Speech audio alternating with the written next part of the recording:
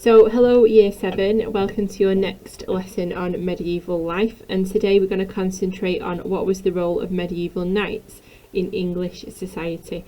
So can you write down your title and your learning objective please that you can see on screen, and then we'll get started.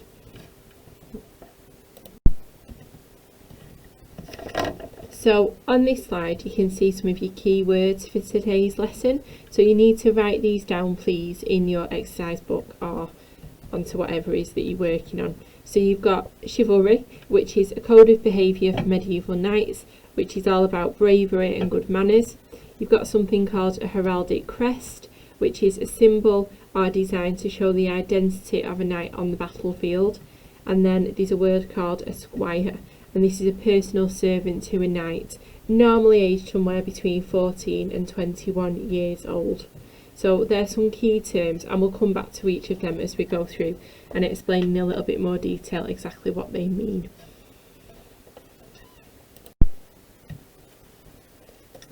So on this next slide we can see our first kind of image of what a knight might look like, and what you notice is that these knights have got lances which they'd use for something like jousting, and we'll look at that a little bit later, and they're also on horseback, and as well as them wearing armour, their horses are also wearing armour. So this gives you an idea that one of the functions of a knight was about going to fight to protect their king or to protect their lord, so they were basically a piece of military equipment. And that's why the horses have got armour on as well, because you want to protect your knight and protect your horse, because both of them are very expensive and you don't want anything to happen to them on the battlefield, so you want to keep them as safe as you possibly can. So on this next slide what you can see is a set of armour, which is something that a knight would probably wear either for fighting, or they might also wear it for kind of if they were in a pageant or they were taking part in games or something like that, or like I say, it would just be used to actually fight on the battlefield. It's got labels on it, so it goes through each different part of a knight's armour and what each different thing is.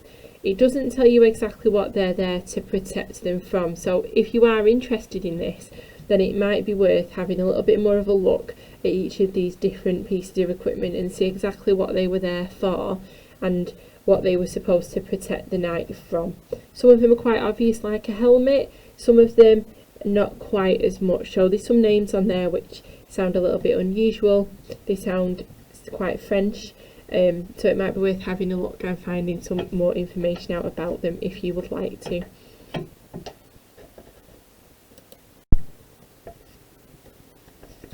So on this next slide what we can see is two knights who are jousting. So jousting is something that you would see as part of a tournament, so you would get knights from lots of different areas coming to kind of the castle that's owned by the king, or maybe even a lord if they're wealthy enough and they're important enough, and you get knights coming from all over from different places to actually come and compete.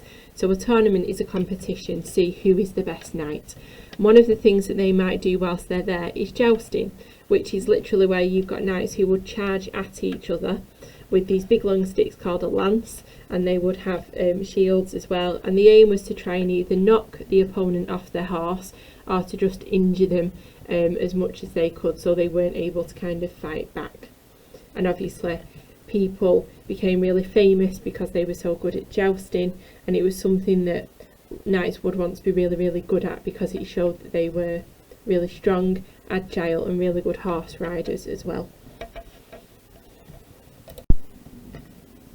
So on this slide we can see a knight in their kind of tournament dress, and the horse is also dressed ready for a tournament as well. They've got lots of different heraldic symbols on there and lots of different heralds, and we'll talk about what they are on one of the next slides. They look slightly different to on the first image that we saw when they were dressed to actually go and fight. So this is much more about them showing themselves off and presenting themselves, or to be presented to a king or a lord or something like that. So this is kind of the equivalent of their Sunday best. So they look nice and fancy to go and show off in front of people. So this slide looks a little bit different, and we've got an illustration. Now it might look a little bit strange, but what it's actually showing is a knight kneeling on the floor and a lady stood above him, and this is supposed to represent one of your keywords from the beginning of the lesson that we talked about, which is chivalry. So as it says in your definition, chivalry is a code of honour for knights, so it's kind of rules that they needed to stick to. One of the main rules was that they needed to protect those who were more vulnerable than themselves. So obviously, during this period, women were classed as being more vulnerable. So this is where we get this idea from, that you see in lots of films, and you see it in fairy tales, even things like Disney films, where you get a damsel in distress. So you have someone that needs rescuing by a knight in shining armour. That's where that kind of phrase comes from. Also, quite interestingly, the French word chevalier and chivalry are obviously very similar, and it's because chivalry comes from chevalier, and we think it was a word that was brought over with the Normans during the Norman conquest, and it actually means horse rider, and obviously knights ride horses, so that's where we get the links from.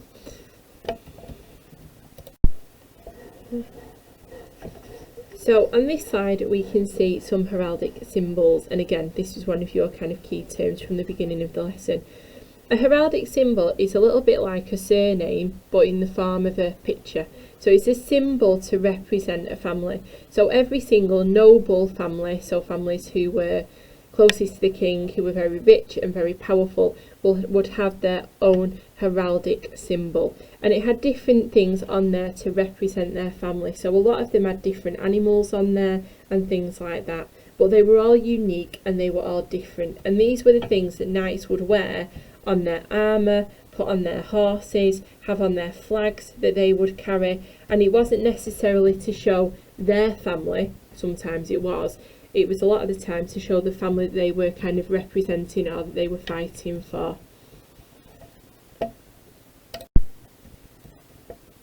So on this next slide, what you can see is the questions that you're going to be asked to answer.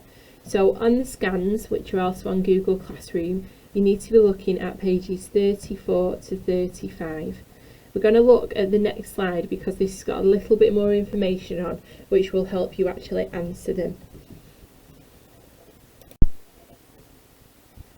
So here you can see these little extra bits of information which should help you actually answer the particular questions. So you've got the question, so for number 1, for example, it says, what jobs did a squire perform for a knight? The information for that question is on those scans that you've got on Google Classroom, so you need to find that information and write it into a sentence in your own words. But to help you, what you've also got on there is you have actually got the sentence starters as well. Okay, so that will give you some help and some idea of how you can start off the answer to that particular question if you're a little bit stuck. So this is what we would like you to submit to Google Classroom, please, the answers to these questions as full sentences. And as we always say, you can either send them electronically or you can write them and take a picture and send them. That's absolutely fine. But you need to pause the video at this point and you need to get these questions answered, and then we've just got one more slide to go through before we finish. So this is your last slide, so this is your plenary. So as well as the questions that you should have answered on the previous slide and you're going to submit, what I would also like you to do is I would like you to use your knowledge organiser and the information that you've got from reading the scanned sections of the textbook to actually have a go or have a think about these particular questions which are on this slide.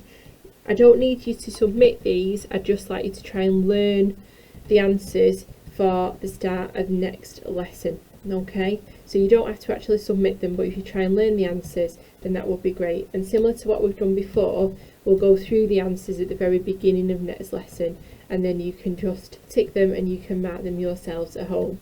So do it like a bit of a memory test, revise them, and then maybe try and get somebody at home to actually ask you the questions, just to check your knowledge and see how much you can remember from the actual lesson.